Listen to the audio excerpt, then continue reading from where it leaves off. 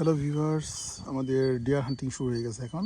তো ডিয়ার হান্টিং এবং wild pig, জংলি শূকর এবং হরিণের হান্টিং শুরু আমাদের। আমরা প্রায় 1,000 স্কোয়ার হেক্টর জায়গা নিয়ে আমরা প্রায় 40 জন শিকারী, আমরা পুরো জঙ্গলটাকে চারদিক থেকে এইভাবে আমরা ঘেরাও দিয়েছি। তো দেখা যাক